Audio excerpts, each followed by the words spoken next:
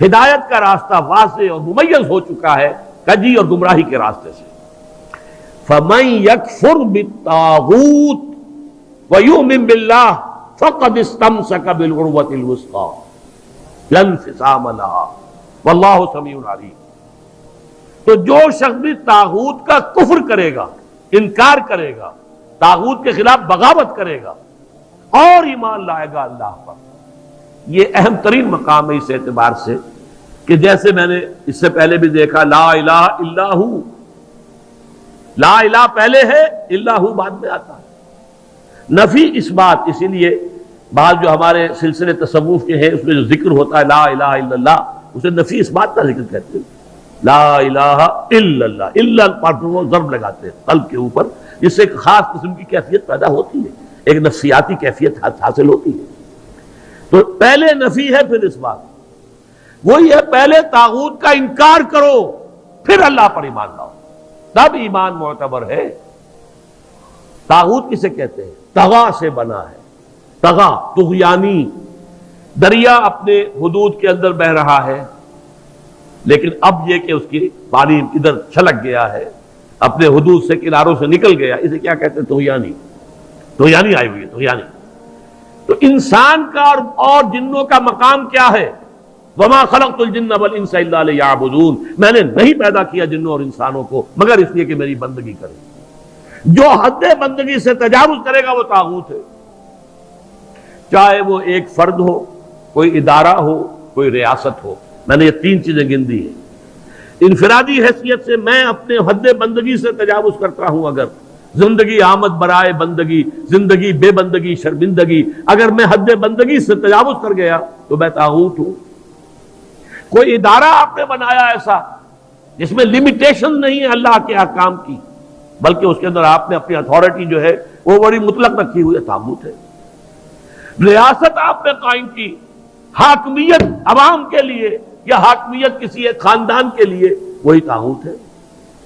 اس کی نفی، اس کا انکار، اس کے خلاف بغاوت کر کے ایمان لاؤ گے تو ایمان معتبر ہے. اور اگر طاغوت سے دوستی بھی چل رہی ہے، طاغوت کی چاکری بھی ہو رہی ہے، طاغوت کے ساتھ تعاون، حال یہ ہے کہ حضور فرماتے ہیں من مشى مع فاسق ليقويه فقد اعان على هدم الاسلام. جو شخص کسی فاسق و فاجر انسان کے ساتھ چلے اسے تقویت پہنچانے کے لیے، اس نے اسلام کی عمارت کو جڑوں سے کھودنے میں مدد کی، منہدم کرنے میں مدد کی. من مشا صرف چلنا، آپ کسی کے ساتھ چلتے ہیں تاکہ تقویت اسے ہو جائے، لوگوں کو معلوم یہ بھی ان کے ساتھ ہے. من مشا مع فاسق، فاسق کافر بھی نہیں، فاسق لیقویہ، تاکہ اسے تقویت پہنچائیں. فقد اعان علی ہدم الاسلام، اسلام کی عمارت کو جڑوں سے کھود کر گرانے میں مدد کی. ایک اور حدیث میں آیا اذا مدح الفاسق، جب کسی فاسق کی مدح کی جاتی ہے، غضب اللہ تعالی واہتز لہ العرش، اللہ تعالیٰ انتہائی غضبناک ہوتے ہیں اس درجے کہ عرش کانپنے لگتا ہے، تھرا اٹھتا ہے عرش، اتنا غضب آتا ہے اللہ تعالیٰ کہ ایک شخص میرا باغی ہے، میرا فاسق ہے، فاجر ہے، اور اس کی مدح کی جا رہی ہے. اب اس کی روشنی میں آپ اپنے طرز عمل کا جائزہ لیجیے. لگے ہوئے ہم اسی نظام کی چاکری میں، اسی نظام کو تقویت پہنچانے میں. کہاں ہے اللہ کے ساتھ؟ ان سے ہم نے کہاں بغاوت کی؟ الان جیسے کہ مجھے واقعہ یاد آ گیا حضور کا کہ حضور اور حضرت عمر ساتھ ساتھ چل رہے ہیں، کوئی چہل قدمی ہے یا کچھ اور معاملہ ہے. حضور پوچھتے عمر تمہیں مجھ سے کتنی محبت ہے؟ عرض کیا کہ حضور آپ مجھے دنیا کے ہر انسان سے زیادہ محبوب ہیں. اب آپ آنکھوں میں آنکھیں ڈال کر پوچھتے ہیں اور اپنی جان سے؟ اب ایک تو اندازہ کیجئے کہ یہ سوال کسی ایسے شخص سے نہیں کیا جا سکتا جس سے ذرا بھی بال برابر بھی بودھ ہو دل میں، تو خالص وہ بہت ہی مقرب ہوگا، اسی سے یہ بات کہی جائے گی. اپنی جان سے؟ تو حضرت عمر نے تھوڑا سا توقف کیا، پھر عرض کیا ہاں اب میں کہتا ہوں کہ آپ مجھے میری جان سے بھی زیادہ عزیز ہیں. فرمایا الآن، اب پہنچے ہو تو اس مقام پر کہ جہاں ہونا چاہیے۔ تو الآن والا معاملہ یہ ہے کہ انسان تن من دھن اپنی زندگی ہر شے لگا دے طاغوت کے خاتمے اور حق کے غلبے کے لیے۔ وہ ہے جہاں سے بات شروع ہوئی تھی، لگا دو، کھپا دو، صرف کر دو۔ یا ایھا الذین آمنوا انفقوا مما رزقناکم من قبل ان یاتی یوم لا بیع فیہ ولا خلۃ ولا شفاعۃ والکافرون هم الظالمون۔ اس روش کو اختیار کرنے سے انکار کرنے والے ہی تو کافر اور ظالم اور مشرک ہیں اور کون ہیں۔ تو اپنے ایمان کو آپ تول لیجئے کہاں کھڑے ہیں، طاغوت کے ساتھ آپ کی روش کیا ہے۔ بہرحال من یکفر بالطاغوت ویؤمن باللہ فقد استمسک بالعروۃ الوثقی، جس نے کہ طاغوت کا کفر کیا، طاغوت سے بغاوت کی اور اللہ پر ایمان لایا، اس نے مضبوط کنڈے کو پکڑ لیا ہے۔ یہ جو نقشہ ہے یہاں پر، اس کو ایک تمثیل سے سمجھ لیجئے۔ سمندری جہاز پہ فرض کیجئے کچھ شخص عرشے پر کھڑا ہوا ہے، کوئی ہچکولا ایسا آیا کہ گر گیا سمندر میں، اور آپ کو معلوم ہے کہ اس کے ساتھ کنڈے لگے ہوتے ہیں۔ اگر کوئی کنڈا اس کے ہاتھ میں آ جائے، فرض کیجئے تیرنا ویرنا نہیں جانتا غریب، کنڈا ہاتھ میں اگر آ گیا تو وہ کنڈا کبھی نہیں چھوڑے گا، اس لیے کہ اس کنڈے کے ساتھ اس کی جان وابستہ ہے۔ بلکہ میں یہ کہا کرتا ہوں کہ اگر کوئی شارک مچھلی آ کر اس کی ٹانگ کاٹ کے لے جائے تو وہ کہے گا جائے، لیکن یہ کہ میں اس کنڈے کو نہیں چھوڑوں گا، اس لیے کہ یہ کنڈا ہے کہ جس کے ساتھ میری اب جان وابستہ ہے۔ اسی طریقے سے گویا کہ انسان اپنی حفاظت اور تحفظ کے لیے وَمَن يَكْفُرْ بِالطَّاغُوتِ وَيُؤْمِن بِاللَّهِ فَقَدِ اسْتَمْسَكَ بِالْعُرْوَةِ الْوُثْقَىٰ، اس کا ہاتھ اس مضبوط کنڈے پر آ گیا کہ جس کے بعد اب اس کی گمراہی نہیں ہے۔ لَا انفصام لَهَا، جیسے کنڈا مضبوط ہے، وہ اپنی جگہ سے نکلنے والا نہیں ہے، وہ ہٹنے والا نہیں ہے، جگہ چھوڑنے والا نہیں ہے، ٹوٹنے والا نہیں ہے۔ لَا انفصام لَهَا، ایسا کنڈا اس پر اس کا ہاتھ آ گیا ہے۔ واللہ سمیع علیم، اللہ تعالیٰ سب کچھ سننے والا، سب کچھ جاننے والا ہے۔ یہ سمیع علیم تنوین کے ساتھ یہ صفات ہیں۔ السمیع ہوتا تو اللہ کا نام ہو جاتا، العلیم ہوتا تو اللہ کا نام ہو جاتا۔ اللہ ولی الذین آمنوا یخرجہم من الظلمات الی النور۔